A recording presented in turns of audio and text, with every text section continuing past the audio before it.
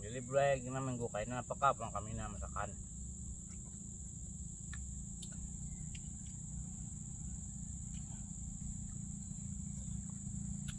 Ano kayo sa